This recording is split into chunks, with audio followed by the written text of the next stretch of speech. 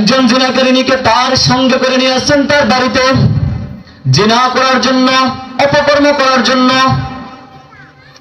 যখন মেয়ে নিয়ে বাড়ির ভিতরে ঢুকেছেন, যখন তারা জিনায় লিপ্ত হয়েছেন, যখন উভয় মহিলা এবং পুরুষটা, ওই কোটিপতি এবং মহিলাটা উলঙ্গ হয়েছেন, যখন তারা জিনার মধ্যে লিপ্ত হয়েছেন, এমন সময় আজরাইল এসে তাদের দরজায় নাড়া দিয়েছেন।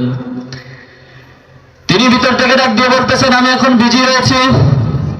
কিন্তু আজরাইল, আপনারা জেনে থাকেন, আজরাইলের দরজার প্রয়োজন হয় না, আজরাইলের কোনো দয়ালের প্রয়োজন হয় না, আজরাইলের কোনো লকারের প্রয়োজন হয় না। আজরাইল যেই কোনো সময়, যেই কোনো মুহূর্তে আপনার বাড়িতে ঢুকতে পারবে, আপনার ঘরে ঢুকতে পারবে, যেই কোনো মুহূর্তে আপনার কাছাকাছি হতে পারবে। আজরাইল যখনই বলছে আমি বিজি, এমন মুহূর্তে আজরাইল আলাইহিস সালাম দরজা দিয়ে ভিতরে ঢুকে গিয়েছেন।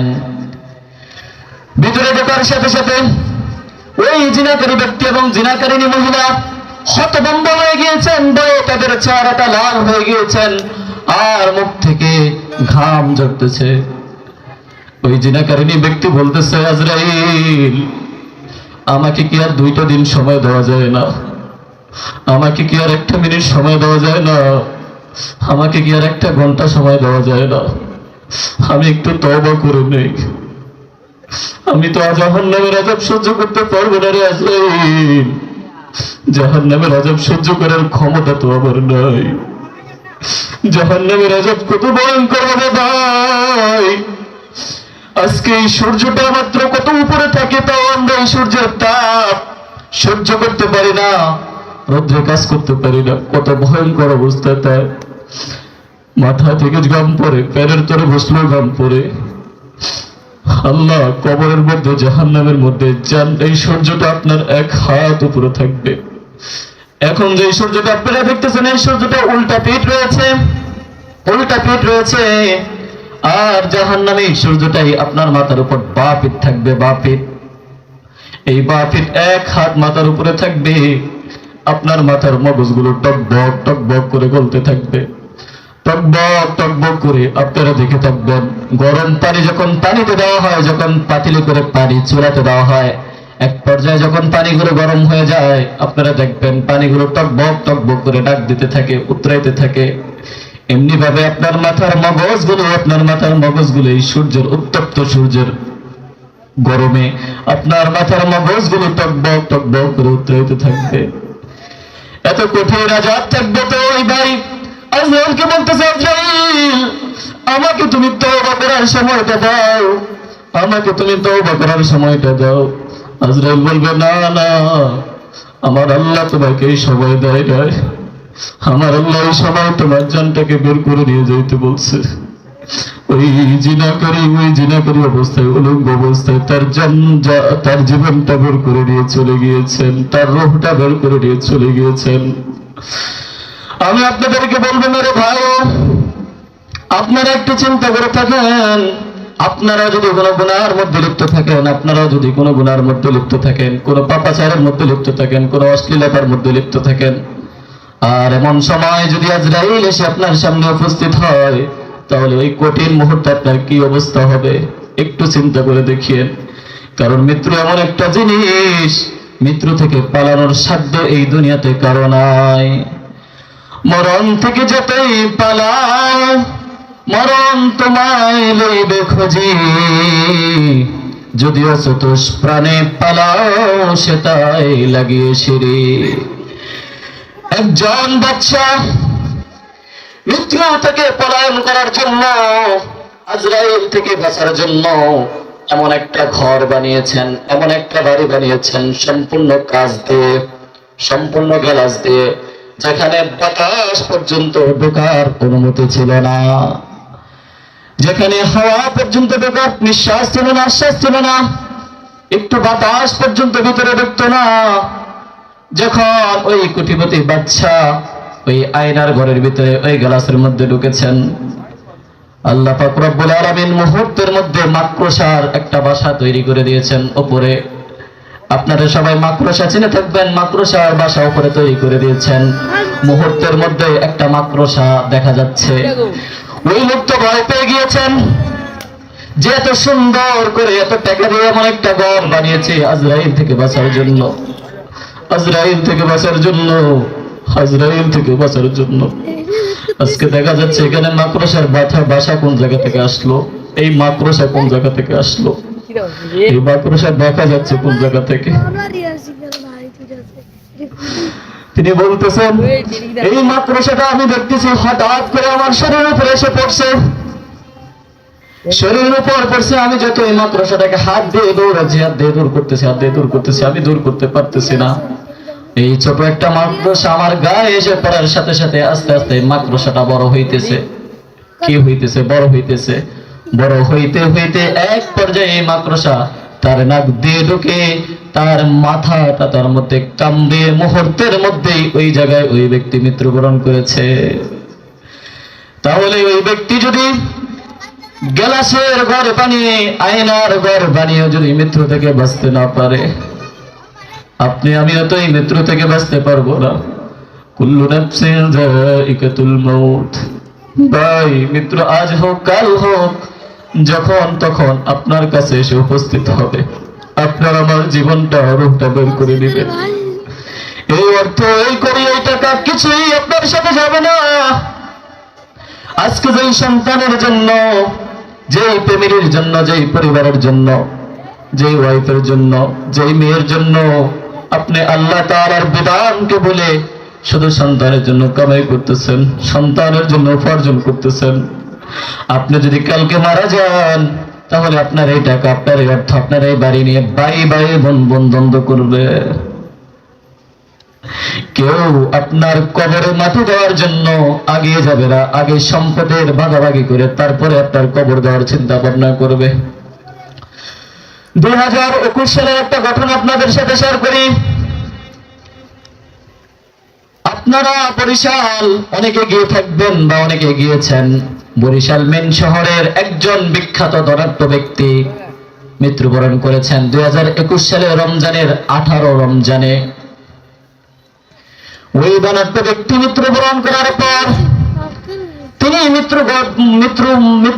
মৃত্যুবরণ করার পর পূর্বেই তার ছেলে মেয়ে সন্তান স্ত্রীদেরকে, তার ফ্যামিলিকে নসিহত করে গিয়েছিলেন, ওসিয়ত করে গিয়েছিলেন, যদি আমি মারা যাই তাহলে আমার এই শহরের বাড়ির কাছে রাস্তার পাশে আমাকে কবর দিও।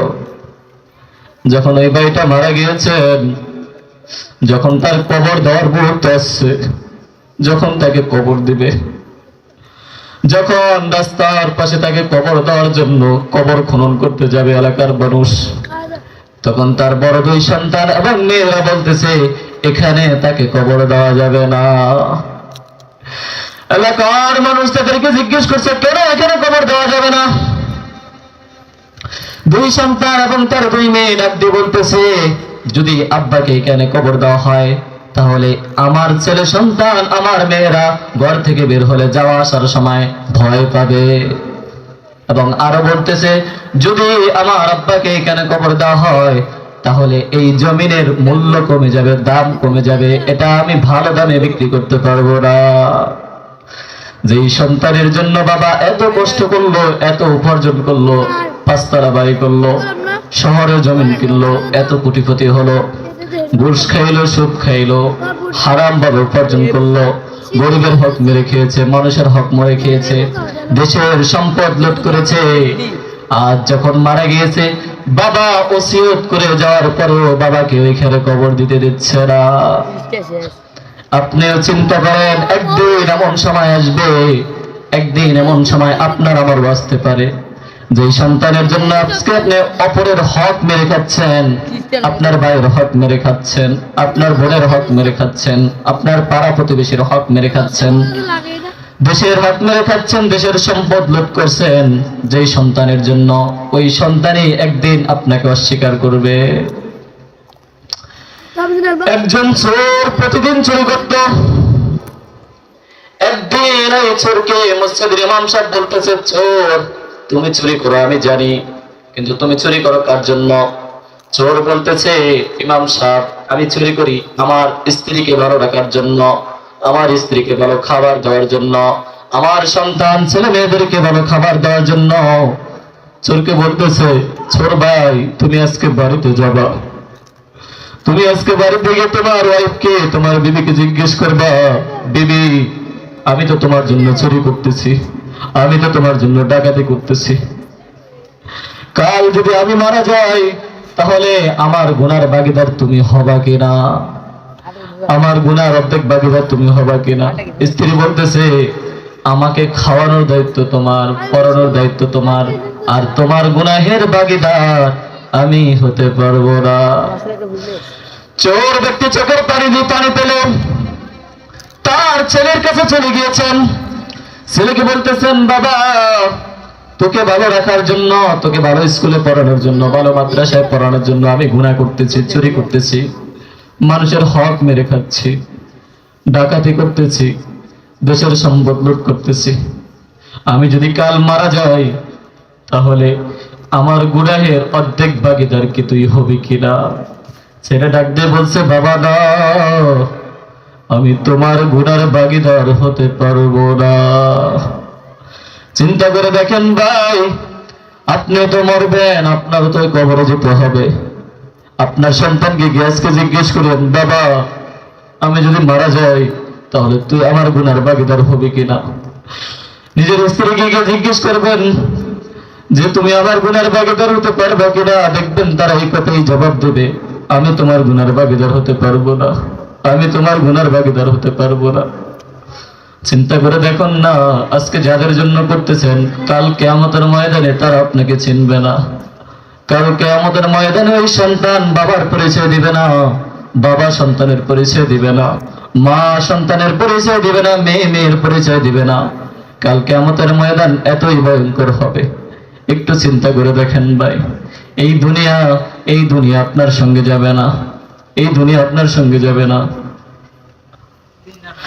বাদশা সেকেন্দার যখন মৃত্যুবরণ করেছেন, বাদশা সেকেন্দার ছিলেন অর্ধজাহানের বাদশা, প্রায় এই পৃথিবীটার অর্ধেক তিনি শাসন করতেন। কত বড় বাদশা ছিলেন! যখন তিনি মৃত্যুবরণ করবেন, অসুস্থ হয়েছিলেন, তখন তিনি তার সেনাদেরকে ওসিয়ত করেছিলেন, যখন আমি মৃত্যুবরণ করব তখন আমার লাশ যখন কবরে নিয়ে যাইবা, ওই মুহূর্তে কাফনের মধ্য থেকে আমার দুই হাত এভাবে তোমরা বের করে দিবা। ঠিক যখন বাদশা সেকেন্দার মারা গিয়েছেন, মৃত্যুবরণ করেছেন, তখন তার সেনাপতিরা তার কথার মতো লাশ যখন কবর দিতে নেবেন, ওই কঠিন মুহূর্তে লাশ যখন কবর দিতে নেবেন, তার দুই হাত এভাবে খাদ্য থেকে বের করতেছে আর নিয়ে যাইতেছে। আর এলাকার দেশের দোকানপাটের বাজারের সব মানুষ তার দিকে তাকিয়ে আছে আর বলতেছে, বাদশা সেকেন্দারের সেই পুরনো অভ্যাস মৃত্যুর পরও যায় নাই।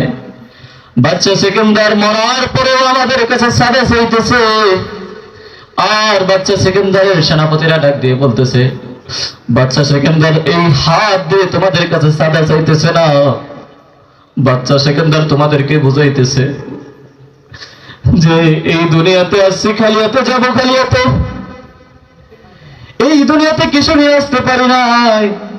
এবং আমি বাদশা সেকেন্দার এই অর্ধ দুনিয়ার বাচ্চা ছিলাম, এই অর্ধ জাহানের বাচ্চা ছিলাম। আজ আমি বাদশা সেকেন্দারও খালিয়াতে দুনিয়া থেকে বিদায় নিতেছি। আজ আমি বাদশা সেকেন্দারও কিছু নিয়ে দুনিয়া থেকে যাইতে পারতেছি না। আমার সম্পদ, আমার রাজত্ব, আমার ক্ষমতা কই কিছুই তো আমার হাতে নাই, কই কিছুই তো আমার খাটকিতে করে যাইতেছে না। এজন্য মেরে ভাই, এই বাড়ি, এই গাড়ি, অর্থ সম্পদ কিছুই আপনার সঙ্গে যাবে না, কিছুই আপনার সঙ্গে যাবে না। আজকে যদি মারা যান, কালকে 2 দিন হয়ে যাবে। আজকে যদি মারা যান, আপনার সন্তান সর্বোচ্চ আপনার জন্য 1 সপ্তাহ কান্না করবে। আজকে যদি আপনি মারা যান, আপনার মা সর্বোচ্চ আপনার জন্য 1 মাস কান্না করবে। উর্দে গেলে আপনার বাবা মা আপনার জন্য 2 বছর আপনাকে স্মরণ রাখবে, তারপরে সবাই আপনাকে বলে যাবে। আমি যদি এখানে যারা উপস্থিত রয়েছেন যদি জিজ্ঞেস করি আপনার বাবার নাম কি, আপনি বলতে পারবেন আমার বাবার নাম অমুক। যদি জিজ্ঞেস করি আপনার দাদার নাম কি, আপনি বলতে পারবেন আমার দাদার নাম অমুক।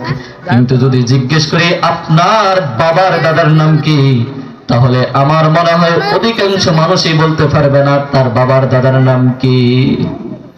তাহলে চিন্তা করেন না, আপনি কার জন্য এই ধন সম্পদ করে যাচ্ছেন? কার জন্য এই অর্থ করে যাচ্ছেন? কার জন্য এই বাড়ি গাড়ি করে যাইতেছেন? এই বাড়ি গাড়ি তো বেশি মানুষ ভোগ করতে পারবে না। যারা আপনাকে স্মরণ রাখবে, সর্বোচ্চ আপনার সন্তান আপনাকে স্মরণ রাখবে, সর্বোচ্চ আপনার সন্তানের ছেলে মেয়েরা আপনাকে স্মরণ রাখবে। আপনার সন্তানের ছেলে মেয়েরা কখনোই আপনাকে স্মরণ রাখবে না, কখনোই স্মরণ রাখবে না। অথচ আপনি যেই বাড়ি করতেছেন, যেই ধন সম্পদ করে দিয়ে যাচ্ছেন, এই ধন সম্পদ তো শুধু আপনার সন্তান ভোগ করবে না, শুধু আপনার সন্তানের সন্তানরা তো ভোগ করবে না, আপনার সন্তানের সন্তানের সন্তানরাও কিন্তু এই ধন সম্পদ ভোগ করবে। অথচ এই ধন সম্পদ করে দিয়ে যাচ্ছেন যাদের জন্য, কালকে এরাই আপনাকে স্মরণ রাখবে না। যখন মসজিদে দোয়া করবে, দোয়ার মধ্যে আপনাকে স্মরণ করবে না। যখন কোরআন তেলাওয়াত করবে, কোরআন তেলাওয়াতের মধ্যে আপনাকে স্মরণ করবে না। আজকে আপনি চিন্তা করেন, আপনি যখন আপনার বাড়িতে কোনো দোয়ার আয়োজন করেন, মিলাদের আয়োজন করেন, তখন আপনি সর্বোচ্চ দোয়া করতে বলেন আমার আব্বার জন্য দোয়া করবেন, আর আমার দাদা দাদি নানা নানির জন্য দোয়া করবেন। কিন্তু আপনি কখনোই বলেন না আমার আব্বার দাদা দাদি, আমার আব্বার নানা নানির জন্য দোয়া করিয়েন, এটা কিন্তু কখনো আপনি বলেন না। তাহলে চিন্তা করে দেখেন, আপনি যদি আপনার আব্বাকে বলে যেতে পারেন, তাহলে আপনাকে তো আপনার নাতির ছেলেরা বলে যাবে, মনে রাখবে না।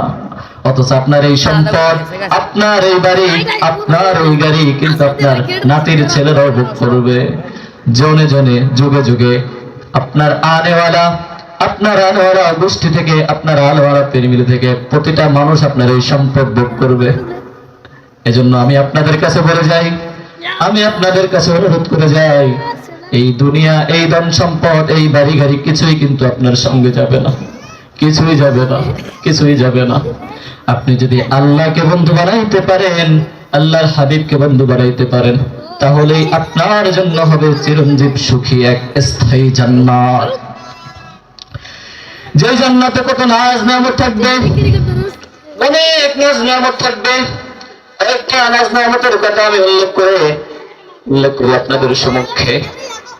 জান্নাত এত সুন্দর হবে, জান্নাতেও কিন্তু এত সুন্দর মাহফিল হবে, এত সুন্দর মজলিস হবে। ওই মজলিসের সভাপতি থাকবেন স্বয়ং রব্বে জালিল অর্থাৎ আল্লাহ তাআলা, এবং ওই মাহফিলের প্রধান বক্তা থাকবেন আমাদের নবী হযরত মুহাম্মদ মুস্তাফা সাল্লাল্লাহু আলাইহি ওয়াসাল্লাম। ওই মাহফিলে অনেক নবী গজল গাইবেন, অনেক নবী কেরাত বলবেন, অনেক নবী কেরাত বলবেন, অনেক নবী কোরআন তেলাওয়াত করবেন। শেষ পর্যায়ে প্রধান বক্তার আলোচনা রাখবেন আমার আপনার নবী সাইয়্যিদুনা মুরসালিন হযরত মুহাম্মদ মুস্তাফা সাল্লাল্লাহু আলাইহি ওয়াসাল্লাম। তিনি সূরাতুল ইয়াসিন তার সুমধুর কণ্ঠে, তার মায়াবী কণ্ঠে তার সূরাতুল ইয়াসিন তেলাওয়াত করবেন। সূরাতুল ইয়াসিন তেলাওয়াত শুনে সবাই মুগ্ধ হয়ে যাবেন, হা করে হযরত মুহাম্মদ মুস্তাফা সাল্লাল্লাহু আলাইহি ওয়াসাল্লামের মুখের দিকে তাকিয়ে থাকবেন, হা করে তাকিয়ে থাকবেন। সবাই মনে মনে ভাববেন, সবাই মনে মনে বলবেন, এত সুমধুর কণ্ঠে, এত মায়াবী কণ্ঠে আমরা আগে কখনো তেলাওয়াত শুনিনি, আগে কখনো কোরআন তেলাওয়াত শুনিনি। যখন প্রধান বক্তার আলোচনা শেষ হয়ে যাবে, এখন সভাপতিত্বের আলোচনা রাখবেন আল্লাহ তাআলা, স্বয়ং আল্লাহ তাআলা সভাপতিত্বের আলোচনা রাখবেন। আপনারা সূরাতুর রহমান দুনিয়াতে শুনছেন, ওই দিন আল্লাহ পাক স্বয়ং সূরাতুর রহমান তেলাওয়াত করবেন। ওই দিন আল্লাহ তাআলা বলবেন আমরা দুনিয়াতে পড়েছি আর রহমান, কিন্তু ওই দিন বলবেন কে রহমান? আল্লাহ তাআলা বলবে আনার রহমান, আমি সেই রহমান, আনার রহমান, আমি সেই রহমান, আমি সেই দয়াবান, আমি সেই আল্লাহ, আমি সেই রব। সমুদ্র কণ্ঠে আল্লাহ পাক রব্বুল আলামিন এই দিন সূরাতুর রহমান তেলাওয়াত করে আপনাকে আমাকে শোনাবেন, জান্নাতীদেরকে শোনাবেন। ওই কঠিন মুহূর্তে, ওই আনন্দময় মুহূর্তে সবাই আল্লাহ পাক রব্বুল আলামিনের চেহারার দিকে তাকিয়ে থাকবেন। একবার চিন্তা করেন না, একবার চিন্তা করেন না ওই মুহূর্তটা কত আনন্দদায়ক হবে, ওই মুহূর্তটা কত নাজ নেয়ামতে পরিপূর্ণ থাকবে। শুধু তাই না, আজকে আপনারা গানের অনুষ্ঠান করেন, নাচের অনুষ্ঠান করেন, জান্নাতেও কিন্তু গানের অনুষ্ঠান থাকবে, নাচের অনুষ্ঠান থাকবে। আর জান্নাতে নাচার জন্য আজকে দুনিয়াতে আপনারা নাচার জন্য নর্তকীদেরকে ভাড়া করে আনেন, লুচ্ছাদেরকে ভাড়া করে আনেন, কিন্তু জান্নাতে কোনো নর্তকী থাকবে না, জান্নাতে কোনো লুচ্ছা থাকবে না। জান্নাতে খাস আপনার জন্য হুর দেওয়া হবে, আর ওই হুরের সাথে আপনি মজ মস্তি করবেন, নাচবেন, গাইবেন, ফুর্তি করবেন। হুর কত সুন্দর হবে। আল্লাহ পাক রব্বুল আলামিন বলেন, যদি হুরের একটু সৌন্দর্য দুনিয়াতে প্রকাশ পেত, একটু সৌন্দর্য দুনিয়াতে দেখা যেত, তাহলে এই দুনিয়াটা আলোকিত হয়ে যেত। সুবহানাল্লাহ। যদি হুরের মুখের থুতু, একটু থুতু যদি দুনিয়াতে পালাইতো অথবা দুনিয়াতে পড়তো, তাহলে দুনিয়ার সারা পৃথিবীর সমগ্র পানিগুলো মিঠা হয়ে যেত। সুবহানাল্লাহ। যদি হুরের একটু চুল দুনিয়াতে পড়তো, তাহলে এই দুনিয়াটা সুগন্ধে ভরে যেত।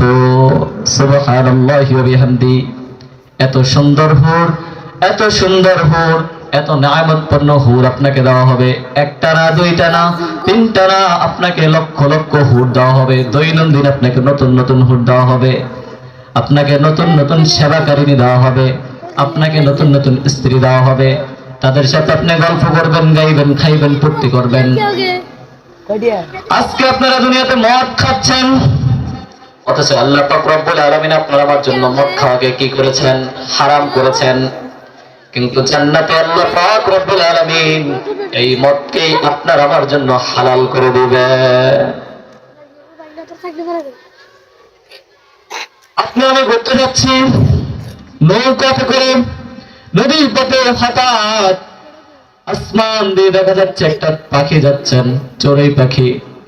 আপনি মুখ দিয়ে বলবেন না যে আল্লাহ আমি এই চড়ুই পাখিটা খেতে চাই। শুধু আপনার মনে একটু আকাঙ্ক্ষা হবে, যদি এই পাখিটা আমি খেতে পারতাম। সাথে সাথে জান্নাতে পেয়ালা করে, স্বর্ণের পেয়ালা করে আপনার সামনে ওই পাখিটাই ভুনা হয়ে আপনার সামনে চলে আসবে। ওই জান্নাতি পাখির গোশতটা এত নেয়ামত হবে, ভুনা গোশতটা এত নেয়ামত হবে, এত স্বাদ হবে। আপনি আমি স্বর্ণের পেয়ালা সহকারে, ওই পাত্রটা সহকারে ওই গোশতটা খেয়ে ফেলবো। আপনি নদী পথে যাচ্ছেন, হঠাৎ নদীতে মাছ দেখছেন, আপনার মাছ খেতে ইচ্ছে করবে, আপনার মাছ খেতে ইচ্ছে করবে। আপনার মনে আকাঙ্ক্ষা হবে, সাথে সাথে স্বর্ণের পেয়ালা করে, জান্নাতি পেয়ালা করে আপনার সামনে মাছটা বুড়া হয়ে চলে আসবে। আপনি আরাম করে মাছটা খাবেন। আপনি ফল গাছের নিচ দিয়ে যাচ্ছেন, আপনার ফল খেতে ইচ্ছে হচ্ছে, সাথে সাথে ফলটা আপনার মুখে চলে আসবে। এত নাজ নেয়ামতপূর্ণ থাকবে, এত নেয়ামতপূর্ণ থাকবে জান্নাত। অথচ আমি আপনি আজকে এই দুনিয়ার জন্য, এই দুনিয়ার মায়ায় পড়ে, এই দুনিয়ার অস্থায়ী মায়ায় পড়ে চিরস্থায়ী নামক জান্নাতকে ভুলে যাচ্ছে, চিরস্থায়ী নামক আখিরাতকে ভুলে যাচ্ছে। এজন্য আমি আপনাদেরকে অনুরোধ করবো, মেরে ভাই, এই দুনিয়া কিন্তু আপনার আমার কারোর সাথে যাবে না, এই দুনিয়া কিন্তু আপনার আমার কারোর সাথে যাবে না। যুবক ভাইদেরকে বলি, যুবক ভাই, তুমি যে তোমার বাবার মতো বুড়া বয়সে মৃত্যুবরণ করবা এমন তো না। তুমি যে তোমার ভাইয়ের বয়সে হয়ে মারা যাবে এমনও তো না। তুমি কি কসম খেয়ে বলতে পারবা যে আমি 70 বছর বাঁচবো, 60 বছর বাঁচবো, 50 বছর বাঁচবো? এমন একটা মানুষ এখানে থাকবে না বা নাই যে বলতে পারবে আমি কালকে সকালে ফজরের নামাজ পড়তে পারবো, এমন কিন্তু কেউ নাই। যুবক ভাইদেরকে বলতেছি, ভাই এখান থেকে তওবা করে দাও, বাড়িতে এখন থেকে তওবা করো, মনে মনে তওবা করে নে। আজকে থেকে আর কোনো গুনাহ করবো না, আজকে থেকে আল্লাহ তাআলার কোনো আহকাম পরিত্যাগ করবো না, আর নামাজ ছাড়বো না।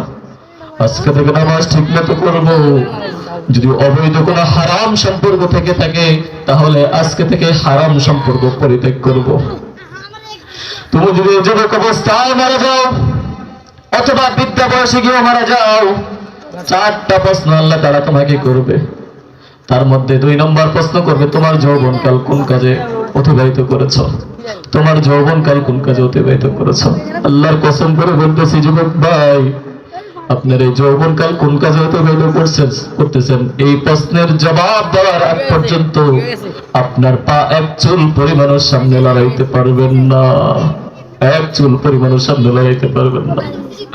এজন্য যুবক বন্ধুদেরকে বলতেছি, বোন, যা করছো করছো, আজকে থেকে তওবা করে দাও, আর করিও না।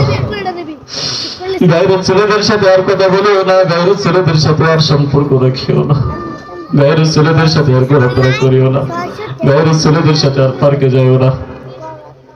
মাদেরকে বলতেছে, মা যা করছেন করছেন, আজকে থেকে তওবা করে নেন, আর বেপরদা চলবেন না, আর গুনাহ করবেন না, আর নামাজ পরিত্যাগ করবেন না, আর কারো গীবত শিকায়ত করবেন না। আমার বোনদেরকে দেখা যায়, মাদেরকে দেখা যায় প্রচুর পরিমাণে গীবত করে, শুধু গীবত করে। একসাথে যদি 4-5 জন মহিলা একসাথে বসে, তাহলে তাদের জিন্দেগিটা যায়, তাদের সময়টা শুধু গীবতে কাটে। ওই মহিলা ওইটা করছে, ওই বাড়ির মহিলা ওইটা করছে, উনি ওইটা করছে। অথচ আল্লাহ সাল্লাল্লাহু আলাইহি সাল্লাম বলেছেন, গীবতের সর্বনিম্ন শাস্তি হচ্ছে তার আপন ভাইয়ের গোশত খাওয়া, তার আপন ভাইয়ের গোশত খাওয়া, তার জীবিত আপন ভাইয়ের গোশত খাওয়া। আপনি কি কখনো আপনার আপন ভাইয়ের গোশত খেতে পারবেন কি? কখনোই পারবেন না। আল্লাহ রাসূল সাল্লাল্লাহু আলাইহি সাল্লাম যখন মিরাজে গিয়েছেন, আল্লাহ রাসূল সাল্লাল্লাহু আলাইহি সাল্লামকে জান্নাতও দেখানো হয়েছিল, জাহান্নামও দেখানো হয়েছিল। জাহান্নামে 3 ধরনের শাস্তি, 3 ধরনের মানুষকে শাস্তি দিতে আল্লাহ রাসূল সাল্লাল্লাহু আলাইহি ওয়াসাল্লাম দেখেছেন। প্রথম ধরনের শাস্তি আল্লাহ রাসূল দেখেছেন যে একজন ব্যক্তি তার নখ দিয়ে তার মুখগুলো খামচাইতেছেন, এভাবে খামচাইতেছেন, আর রক্ত চরচর করে পড়তেছে। হাতের নখগুলো ছিল পিতলের অথবা লোহার, এই লোহার নখ দিয়ে তার চেহারাকে এভাবে খামচাইতেছেন, বুককে এভাবে খামচাইতেছেন আর ছিদ্র করতেছেন, মুখ দিয়ে শুধু রক্ত চরচর চরচর করে পড়তেছেন। আল্লাহ রাসূল সাল্লাল্লাহু আলাইহি ওয়াসাল্লাম জিবরাইল আলাইহিস সালামকে জিজ্ঞেস করতেছেন, জিবরাইল, এই লোককে শাস্তি কেন দেওয়া হচ্ছে? জিবরাইল আলাইহিস সালাম বলতেছে, আল্লাহ রাসূল, ইনি এমন একজন লোক, ইনি এমন একজন মানুষ, দুনিয়াতে অন্যের দোষ চর্চা করত, পিছনে গীবত করত, পিছনে গীবত করত। একসাথে যখন 4-5 জন মহিলা বসতো, তখন তারা গীবত করত। আর গীবত করার কারণে আল্লাহ পাক রব্বুল আলামিন আজকে তাদেরকে এই শাস্তি দিতেছেন, এই শাস্তি দিতেছেন। যতদিন তারা জাহান্নামে থাকবে, যতদিন তারা জাহান্নামে থাকবে, তারা এই হাতের নখ দিয়ে, পিতলের নখ দিয়ে, লোহার নখ দিয়ে তাদের মুখ খামচাইতে থাকবে, আর মুখ খামচাইতে থাকবে, আর এখান থেকে রক্ত চরচর করে পড়বে।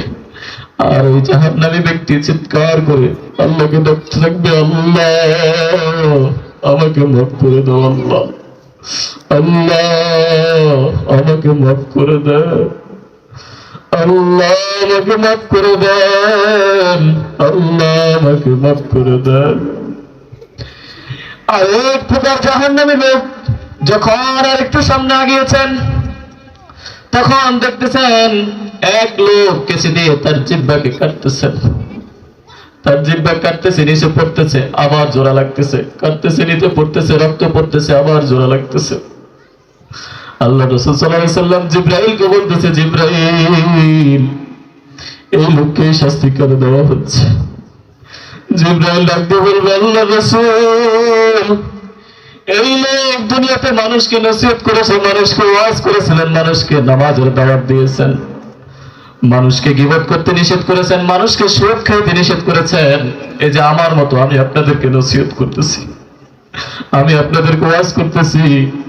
আমি আবু বকর যদি আপনাদেরকে ওয়াজ করে আমি নিজে না মানি, তাহলে আমাকেও ওই শাস্তি দেওয়া হবে, যে এরকম ওই লোক নিজের হাত দিয়ে কেঁচে দিয়ে নিজের জিহ্বা কাটতেছে, আবার জিহ্বা জোড়া লাগতেছে, আবার কাটতেছে, আবার জোড়া লাগতেছে। জিবরাইল বলতেছে, আল্লাহ রাসূল, এই লোক দুনিয়াতে মানুষকে নসিহত করত কিন্তু নিজে মানত না, মানুষকে সুদ খাইতে নিষেধ করত কিন্তু নিজে সুদ খাইতো, মানুষকে পর্দার ওয়াজ করত কিন্তু নিজের স্ত্রী পর্দা করত না, মানুষকে পর্দা করতে বলতো কিন্তু নিজের ফ্যামিলির লোক পর্দা করতো না, মানুষকে নামাজের কথা বলতো কিন্তু নিজের ফ্যামিলির লোকগুলো নামাজ পড়তো না, মানুষকে নামাজের দাওয়াত দিত কিন্তু নিজে নামাজ পড়তো না। এমন লোক আল্লাহ, আল্লাহ আমাদেরকে আল্লাহ মাফ করে দেবেন, আল্লাহ আল্লাহ আমাদেরকে এমন আযাব থেকে আল্লাহ আপনি মাফ করে দিন আল্লাহ। আল্লাহ আমরা যেন নসিহত করি, আমরা যেন আগে নিজে পালন করতে পারি, তারপরে অপরদেরকে নসিহত করতে পারি, সেই তৌফিক আমাদেরকে দিন আল্লাহ। আল্লাহ আমাদেরকে গীবত শেখার আল্লাহ পরনিন্দা থেকে রক্ষা করেন আল্লাহ। যখন আল্লাহ রাসূল সাল্লাল্লাহু আলাইহি ওয়াসাল্লাম আরেকটু সামনে গিয়েছেন, তখন দেখতেছেন একটা লোক আবর্জনা ময়লাযুক্ত খাবার খাচ্ছেন। ওই ময়লাযুক্ত খাবারগুলো এরকম ছিল, কাটা ছিল ময়লাযুক্ত খাবারগুলোর মধ্যে। যখন ওই ময়লাযুক্ত খাবারগুলো পেটে যেত, পেটের মধ্যে থেকে যা কিছু ছিল আতুরি মতুরি সব কিছু তার পায়খানা রাস্তা দিয়ে বের হতো, পুজগুলো তার পায়খানা রাস্তা দিয়ে বের হতো। আর সে চিৎকার দিয়ে বলতো, আল্লাহ আল্লাহ আপনি আমাকে মাফ করে দেন আল্লাহ, আল্লাহ আমাকে দুনিয়াতে আরেকবার পাঠান, আমি আর কারো গীবত করব না, আর কারো শিকায়ত করব না, আর কারো দুঃসমস্যা করব না। আল্লাহ রাসূল বলবে, জিবরাইল এই লোকটাকে দুনিয়াতে এই লোকটাকে এই শাস্তি কেন দেওয়া হচ্ছে? জিবরাইল ডাক দিয়ে বলবে, আল্লাহ রাসূল এই লোকটা মানুষের ক্ষতি করত, মানুষের দুঃসমস্যা করত, মানুষের উপর অত্যাচার করত, মানুষের উপর নির্যাতন করত, মানুষের হক মেরে খেত। এই জন্য আল্লাহ পাক রব্বুল আলামিন তাকে এই শাস্তি দিতেছেন। এজন্য মেরে ভাই ও দোস্ত বুজুর্গ মুরব্বী বাবাদেরকে বলতেছি, যুবক ভাইদেরকে বলতেছি, আপনার আমার কারো সামর্থ্য নেই, আপনার আমার কারো ক্ষমতা নেই যে আযাব সহ্য করার, কারো ক্ষমতা নেই। এজন্য আমরা এখান থেকে তওবা করি, আর কখনো সুদ খাবো না, ঘুষ খাবো না, অপনিন্দা করবো না, কারো জুলুম করবো না, অত্যাচার করবো না, কারো হক মেরে খাবো না। এবং খাস নিয়ত করে নেই, যেই সমস্ত কাজ আল্লাহ পাক রব্বুল আলামিন আমাদেরকে করতে নিষেধ করেছেন, ওই সমস্ত কাজ থেকে আজকের পর থেকে বিরত থাকবো। সবাই হাত তুলে দেখেন কে কে আজকের পর থেকে গুনাহ থেকে বিরত থাকবেন। সব সময় আল্লাহ তাআলার নিয়ামতের শুকরিয়া আদায় করবেন, আল্লাহ তাআলার গুনাহ থেকে বিরত থাকবেন, অপর নিন্দা করবেন না, কারো গীবত করবেন না, কারো গীবত করবেন না। হাত তুলে দেখেন, দুই হাত। আল্লাহ তাআলা যে কথাগুলো আলোচনা করা হয়েছে আমি সহ আপনাদের সবাইকে আমল করার তৌফিক দান করুন। ওয়া আখিরু দাওয়ানা আলহামদুলিল্লাহি রাব্বিল আলামিন।